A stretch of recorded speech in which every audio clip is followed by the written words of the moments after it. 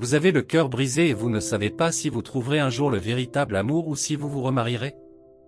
Vous avez eu plusieurs relations, mais aucune ne vous a jamais rendu heureux. Vous avez fait tout ce que vous pouviez, mais vous vous êtes quand même retrouvé dans le pétrin. Peut-être avez-vous perdu votre mari et vous vous sentez-vous seul depuis. Écoutez, votre âme sœur arrive. Vous avez peut-être renoncé à l'amour, mais cette vidéo est la confirmation que Dieu envoie quelqu'un choisi comme partenaire. Même si vous êtes un parent célibataire, Dieu a un plan pour vous. Il a quelqu'un de spécial pour vous. J'ai besoin que vous vous asseyiez et écoutiez la parole rassurante de Dieu pour votre âme. Avant de continuer, veuillez vous abonner à cette chaîne si ce n'est pas le cas. Les relations font partie intégrante de nos vies. Cela peut être dans les relations familiales, professionnelles ou amoureuses. Alors que certains peuvent profiter d'une relation amoureuse heureuse, pour d'autres, elle a été toxique et pleine d'expériences tumultueuses. Vous êtes peut-être dans cette situation aujourd'hui, trouvant difficile de rencontrer votre âme sœur. Vous avez eu plusieurs relations, mais elles vous ont toutes fait défaut d'une manière ou d'une autre. Vous êtes peut-être dans une relation en ce moment, mais au fond de vous, vous savez que ce n'est pas la bonne. Votre histoire pourrait ressembler à celle de la Samaritaine qui a rencontré le Christ au puits. Jésus lui a dit d'appeler son mari. Elle a répondu qu'elle n'en avait pas, mais la vérité était qu'elle avait eu des maris, et l'homme qui l'accompagnait n'était pas son mari. Cette femme a dû subir une série de tortures émotionnelles. Tout ce qu'elle voulait, c'était l'amour. C'est peut-être pour cela qu'elle passait sans cesse d'une relation à une autre. Mais ensuite, elle a rencontré Jésus. Vous avez également rencontré Jésus aujourd'hui, et croyez-moi, votre histoire de relation va changer pour le bien.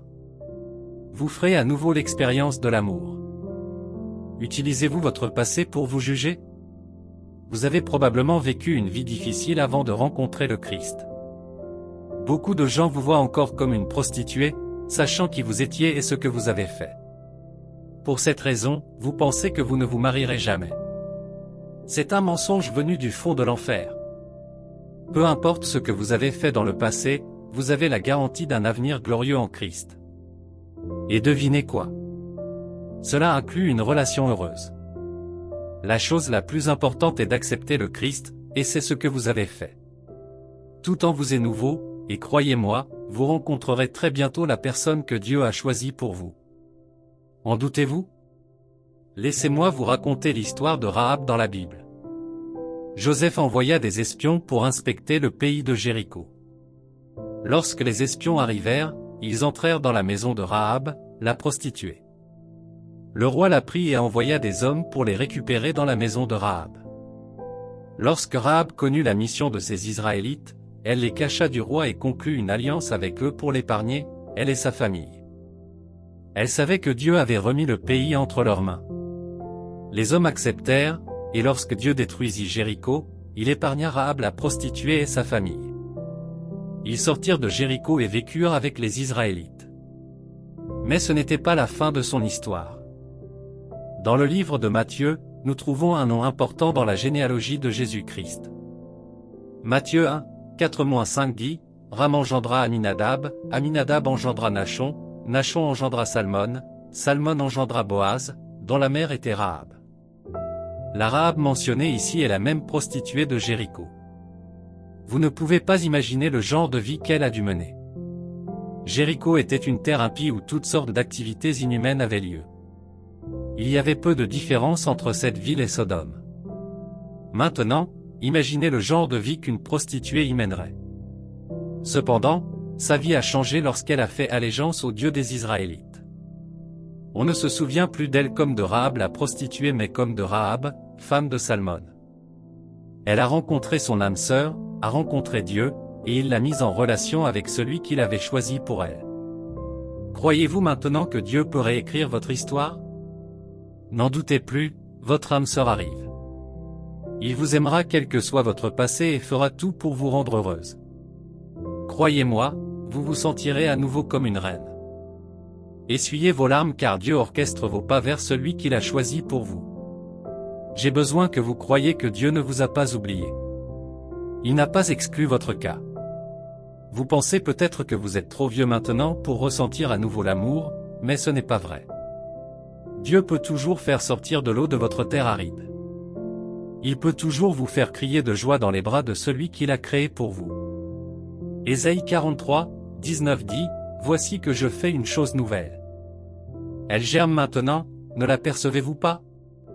Je mets un chemin dans le désert et des ruisseaux dans la terre aride. » Certains peuvent vous appeler une terre aride, mais ce n'est pas vrai.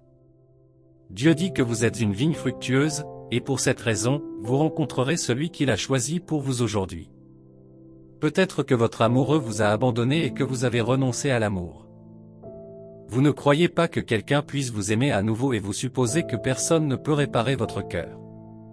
Tout d'abord, comprenez que Dieu vous aime toujours. Il est plus proche de vous maintenant que jamais auparavant. Le psaume 34, 18 dit, « L'Éternel est près de ceux qui ont le cœur brisé, et il sauve ceux qui ont l'esprit dans l'abattement. » Vous entendez cela?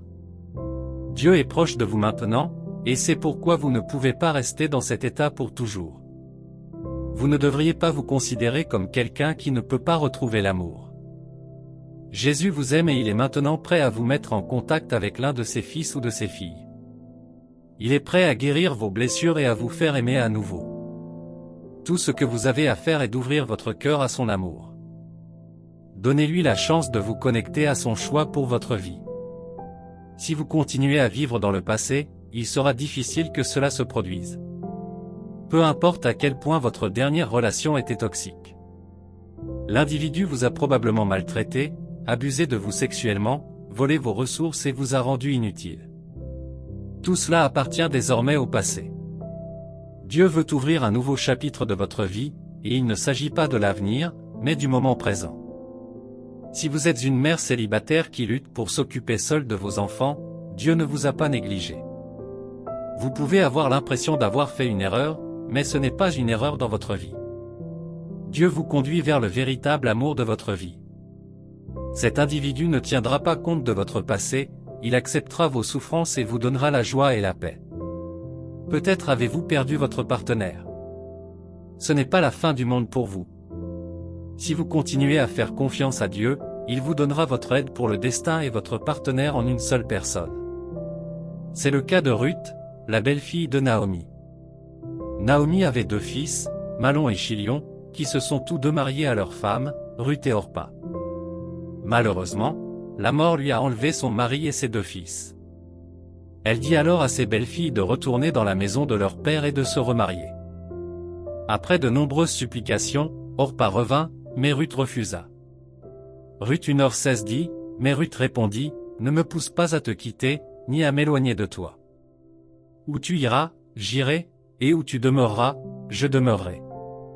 Ton peuple sera mon peuple, et ton Dieu sera mon Dieu.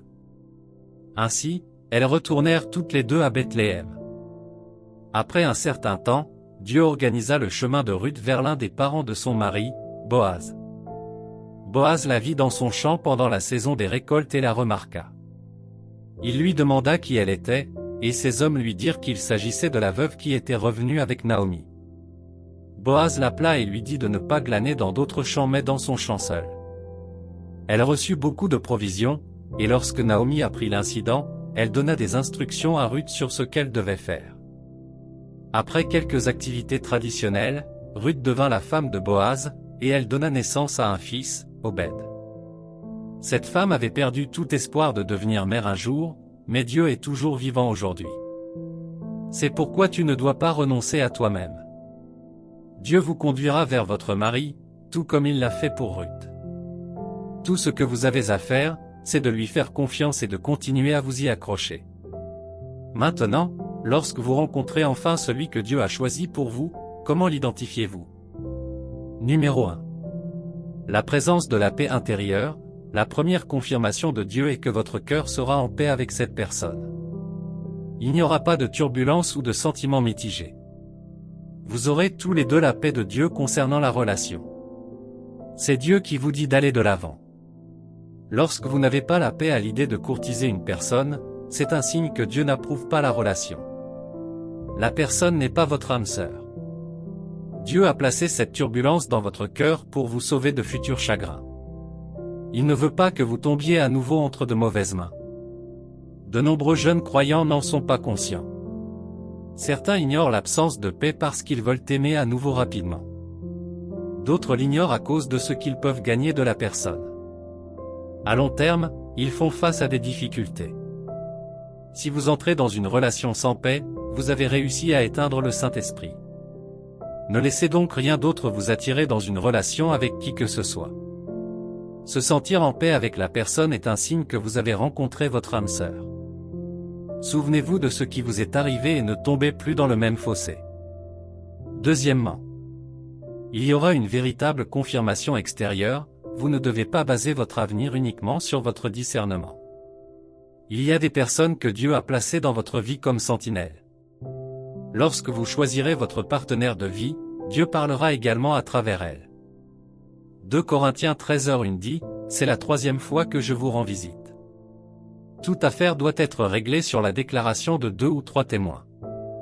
Si vous êtes vraiment en paix avec cette personne, ces paroles s'aligneront sur votre discernement. Elles ne feront que confirmer ce que Dieu vous a déjà confirmé. En tant que croyant, c'est une double directive de Dieu d'épouser l'individu.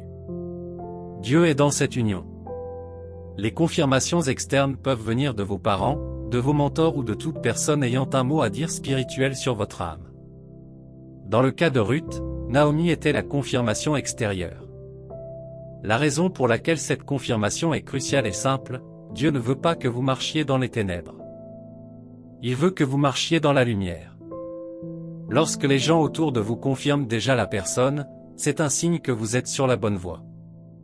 Le rôle que vous devez jouer ici est simple, ne gardez rien secret pour eux. Faites-leur savoir que vous avez satisfait le désir de votre cœur afin qu'ils puissent prier avec vous. Numéro 3, Dieu confirme par des prophéties, des rêves et des visions. Avez-vous rêvé que vous vous voyez main dans la main avec quelqu'un que vous n'avez probablement jamais rencontré? Cela pourrait être un signe que Dieu vous a destinés tous les deux à être ensemble. Dans certains cas, cette confirmation peut survenir après que vous ayez rencontré la personne. Vous pourriez simplement être ami lorsqu'un homme de Dieu révèle que votre ami est votre partenaire de vie. C'est Dieu lui-même qui vous révèle l'avenir. Souvenez-vous, 1 Thessaloniciens 5h20 dit, « Ne méprisez pas les prophéties. » Cependant, le diable pourrait manipuler les prophéties, les rêves et les visions. Il pourrait les utiliser pour vous induire en erreur. C'est pourquoi vous devez être très prudent avec les prophéties et autres révélations spirituelles. Vous devez vous assurer qu'elles proviennent d'hommes de Dieu de confiance. En cas de rêve et de vision, assurez-vous qu'ils viennent vraiment de Dieu. Un bon moyen de le savoir est de savoir s'ils ne contredisent pas votre conviction intérieure ou ce que vos chefs spirituels vous ont dit. S'ils s'alignent l'un sur l'autre, Dieu confirme à nouveau votre union. Numéro 4, vous serez tous les deux compatibles physiquement et émotionnellement. Vous serez compatible avec la personne que Dieu a choisie pour vous dans presque tous les domaines. Cela ne signifie pas que vous n'aurez pas de différence. Cependant, vous aurez plus de points communs. Vous partagerez les mêmes valeurs et les mêmes attentes en matière de mariage. Si cette personne est votre moitié, vous vous mettrez d'accord sur le type de maison que vous construiriez et le nombre d'enfants que vous aurez. Vous devriez pouvoir vous mettre d'accord sur vos finances. Si vous aimez vous développer spirituellement, cette personne n'agira pas autrement. Vos loisirs et vos intérêts ne se contrediront pas. Et émotionnellement, vous serez tous les deux au même niveau. Vous ne devez pas prendre à la légère votre compatibilité avec votre partenaire. Si vous ne partagez pas le même système de croyance avec votre soi-disant âme sœur, vous ne devriez pas procéder à l'union. Si vous le faites, cette personne contrecarrera tous les plans divins que vous pourriez avoir. Numéro 5, il vous aime comme le Christ l'aime. Jésus-Christ nous a donné le modèle de l'amour. Il a montré que l'amour est lié au sacrifice. L'amour ne dépend pas de ce que vous pouvez obtenir de l'individu, mais plutôt de ce que vous pouvez faire pour lui. Ainsi, la personne que Dieu a choisie pour vous doit incarner le Christ. Il ou elle devrait être capable de vous aimer comme le Christ l'aime. Éphésiens 5, 25-26 dit, « Marie, aimez vos femmes, comme Christ a aimé l'Église et s'est livré lui-même pour elle, afin de la sanctifier, en la purifiant et en la lavant par l'eau de la parole. » Lorsque quelqu'un est votre partenaire de vie, il ou elle vous aimera comme son âme. Il ou elle sera prêt à vous donner tout ce que vous voulez. Il ou elle tolérera vos défauts. Cela confirme que vous êtes avec la personne que Dieu a créée pour vous. Numéro 6, vous envisagez de passer le reste de votre vie avec cette personne. Si vous ne voyez pas votre avenir dans un homme ou une femme, cette personne n'est pas pour vous.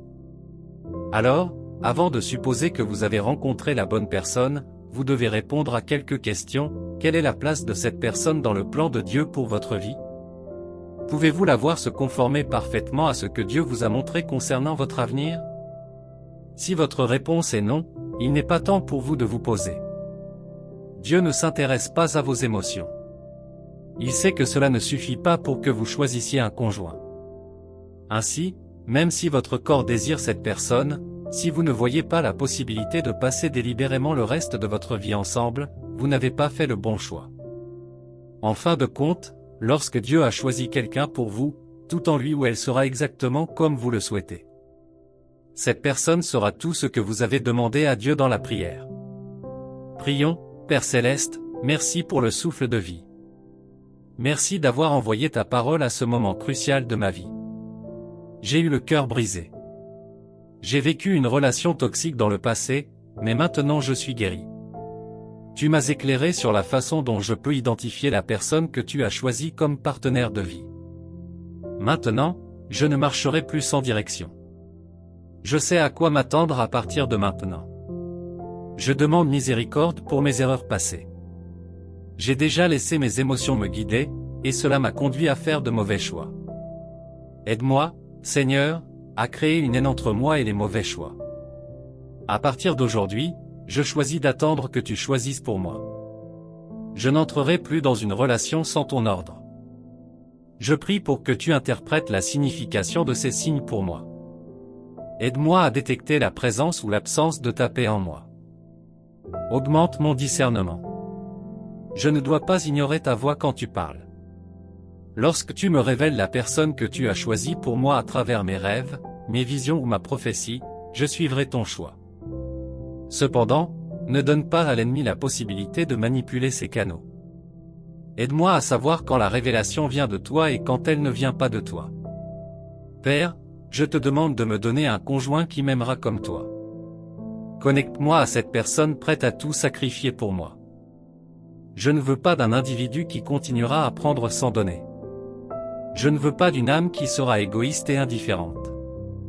Et surtout, donne-moi un conjoint qui craint Dieu. Je ne veux pas que quiconque m'éloigne de ta présence. Donne-moi un conjoint qui chérira ta parole par-dessus tout. Lorsque tu me joindras finalement à celui que tu as choisi pour moi, je devrai toujours te référencer. Je dois considérer ma relation avec toi plus que celle de mon conjoint. Tu restes mon Seigneur. Alors que je passe à une autre étape de ma vie, aide-moi à obéir aux conseils et aux directives de Dieu. Je ne dois pas marcher vers ma ruine. Je ne dois pas fermer les yeux sur ces signes quand je les vois. Lorsque je rencontrerai enfin mon conjoint, nous ne devons pas tomber dans l'iniquité. Garde-nous dans tes bras et parachève notre chemin. Merci, Jésus, d'avoir répondu à mes prières. Au nom de Jésus, j'ai prié, Amen. Si cette vidéo a eu un impact sur votre vie, n'oubliez pas d'appuyer sur le bouton j'aime. Veuillez vous abonner à cette chaîne pour plus de vidéos édifiantes. À bientôt pour la prochaine.